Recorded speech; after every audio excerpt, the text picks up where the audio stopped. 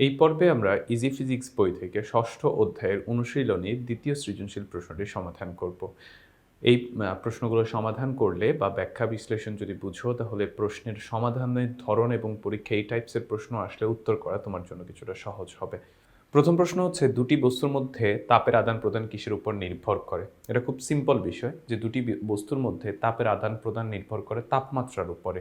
যার তাপমাত্রা বেশি সে তাপ বর্জন করে, যার তাপমাত্রা কম সে তাপ গ্রহণ করে। তাহলে তাপের আদান প্রদানটা মূলত তাপমাত্রার উপর নির্ভর করে। তাপমাত্রা ও তাপ কেন ভিন্ন? লেখো। মানে তাপমাত্রা একটা জিনিস, তাপ আরেকটা জিনিস। কেন? তাপমাত্রা ও তাপ ভিন্ন কারণ তাপ হচ্ছে এক প্রকার শক্তি যা ঠান্ডা বা গরমের অনুভূতি জন্মায়। অপরপক্ষে তাপমাত্রা হচ্ছে কোনো বস্তুর তাপীয় অবস্থা যা অন্য বস্তুর সংস্পর্শে আসলে তাপ গ্রহণ করবে না বর্জন করবে তা নির্ধারণ করে। তাপ পরিমাপের একক জুল, কিন্তু তাপমাত্রা পরিমাপের এসআই একক ক্যালভিন। দুটি বস্তুর তাপমাত্রা এক হলেও তাপের পরিমাণ ভিন্ন হতে পারে, আবার দুটি বস্তুতে তাপের পরিমাণ এক হলেও এদের তাপমাত্রা ভিন্ন হতে পারে। তাহলে আমরা মূলত তিনটে বিষয় নিয়ে এখানে পার্থক্য করেছি। প্রথম হচ্ছে তাপ এক প্রকার শক্তি, অন্যদিকে তাপমাত্রা হলো কোনো একটা বস্তুর তাপীয় অবস্থা যা নির্ধারণ করে বস্তুটা কি তাপ ছাড়বে নাকি গ্রহণ করবে। সেকেন্ড যে পয়েন্টটা ছিল সেটা হচ্ছে তাদের ইউনিটগত পার্থক্য। তাপের ইউনিট হচ্ছে শক্তির ইউনিট অর্থাৎ জুল, অন্যদিকে তাপমাত্রার এসআই একক হচ্ছে ক্যালভিন। আর থার্ড যে বিষয়টা সেটা হচ্ছে দুটি বস্তুর তাপমাত্রা সমান হতে পারে কিন্তু তাপ ভিন্ন হতে পারে। আবার উল্টাটা হতে পারে যে দুটি বস্তুর তাপ সমান কিন্তু তাপমাত্রা ভিন্ন, বা তাপমাত্রা সমান কিন্তু তাপ ভিন্ন। এরকম দুটো বস্তুর মধ্যে হচ্ছে ভিন্নতা রয়েছে, তাই তাপ আর তাপমাত্রা ভিন্ন জিনিস।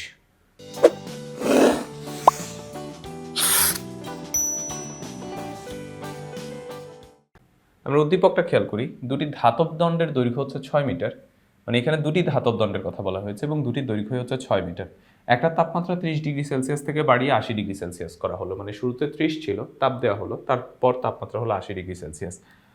অন্যদিকে যদি বৃদ্ধি করা হয় তাহলে দৈর্ঘ্য বৃদ্ধি পেয়ে 6.0051 মিটার হয়। মানে আগে 6 ছিল, তাপমাত্রা 30 থেকে 80 করলে 6.0051 মিটার হয়। অপর ধাতব দণ্ডের তাপমাত্রা হচ্ছে 20 ডিগ্রি সেলসিয়াস থেকে বাড়িয়ে 60 ডিগ্রি সেলসিয়াস পর্যন্ত করা হলে এর দৈর্ঘ্য বৃদ্ধি পেয়ে 6.0041 মিটার হয়। আর দৈর্ঘ্য প্রসারণ সহগ আলফা, ক্ষেত্র প্রসারণ সহগ বিটা ও আয়তন প্রসারণ সহগ গামা বলা আছে। একটি ধাতব দণ্ডের তাপমাত্রা 80 ডিগ্রি সেলসিয়াস হলে সেটি কেলভিন স্কেলে কত? মানে 80 ডিগ্রি সেলসিয়াসকে আমাদেরকে ক্যালভিনে কত হবে সেটা বের করতে বলা হয়েছে। তো আমরা সূত্র জানি Tc/100 সমান হচ্ছে Tk মাইনাস 273.15, অথবা সরাসরি 273 লিখলেই হয়ে যায়। তো এখানে যেহেতু দুইটা জায়গায় নিচে 100 আছে, দুইটা জায়গায় 100কে আমরা কাটাকাটি করে ফেলতে পারি। মানে 100 এখানে নিচে আছে, এখানে গেলে উপরে চলে যাবে, তাহলে উপরের 100 আর নিচের 100 কাটাকাটি চলে যাবে।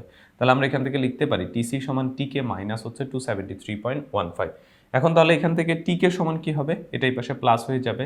টিসি এর মান হচ্ছে 80 আর তার সাথে 273.15 যোগ হবে, তাহলে 253.15 ক্যালভিন। তাহলে ওই ক্যালভিন স্কেলের তাপমাত্রা পাচ্ছি 353.15 ক্যালভিন। ঘ নম্বর প্রশ্ন হচ্ছে, গাণিতিক ব্যাখ্যা সহ দণ্ড দুটির উপাদান সম্পর্কে মন্তব্য করো। মানে আমাদেরকে এখানে দুইটা দণ্ড সম্পর্কে ডেটা দেয়া আছে। প্রশ্ন করা হচ্ছে যে দুটির উপাদান সম্পর্কে মন্তব্য করতে, মানে দুটো একই উপাদানের কিনা নাকি ভিন্ন উপাদানের, সেটা আমাদেরকে ব্যাখ্যা করতে বলা হয়েছে। তো এই ক্ষেত্রে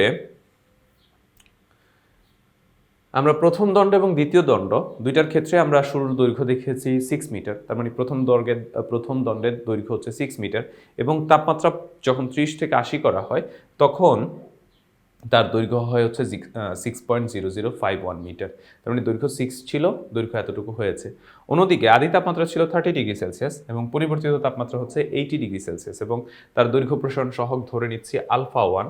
অন্যদিকে এখন আমরা জানি আলফা সমান হচ্ছে কি L2 minus L1 by L1 into T2 minus T1। L2 minus L1 মানে হচ্ছে দৈর্ঘ্যের পরিবর্তন। তো L2 ছিল 6.0051, L1 ছিল হচ্ছে 6। L1 এর মান আমরা বসালাম 6, আর T2 ছিল 80 আর T1 ছিল 30। তাহলে এখান থেকে যদি আমরা ক্যালকুলেশন করি তাহলে দৈর্ঘ্য প্রসারণ সহগ পাচ্ছে 1.7 ইন্টু 10 ইনভার্স 5 পার ক্যালভিন। এখন ক্ষেত্র প্রসারণ সহগ হচ্ছে দৈর্ঘ্য প্রসারণের সহগের দ্বিগুণ, তাহলে দৈর্ঘ্য প্রসারণকে 2 দ্বারা গুণ করলে আমরা ক্ষেত্র প্রসারণ সহগটা পাচ্ছি। অন্যদিকে আয়তন প্রসারণ সহগ হচ্ছে দৈর্ঘ্য প্রসারণ সহগের 3 গুণ, তাহলে দৈর্ঘ্য প্রসারণ সহগকে 3 দ্বারা গুণ করলে আমরা আয়তন প্রসারণ সহগ পাচ্ছি। এবার আমরা দ্বিতীয় বস্তুর ক্ষেত্রে চলে যাব। দ্বিতীয় বস্তুর ক্ষেত্রে আদি দৈর্ঘ্য হচ্ছে 6 মিটার এবং পরিবর্তিত দৈর্ঘ্য হচ্ছে 6.0041 মিটার।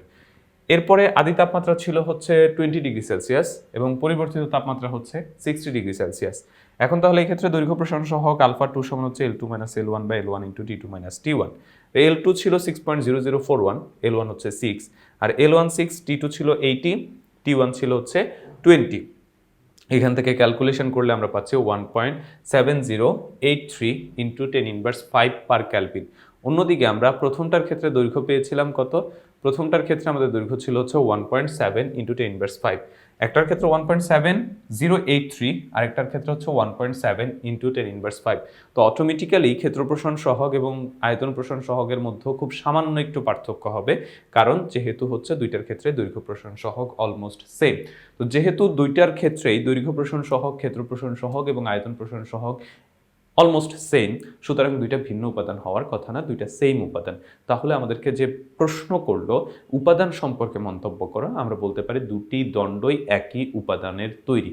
এটাই ছিল এই প্রশ্নের সমাধান। আশা করি তোমরা বুঝতে পেরেছো। আর প্রশ্নগুলো আমরা সমাধান করাচ্ছি ইজি ফিজিক্স বই থেকে। তোমরা যারা ইজি ফিজিক্স বই সংগ্রহ করোনি খুব দ্রুত সংগ্রহ করে ফেলবে।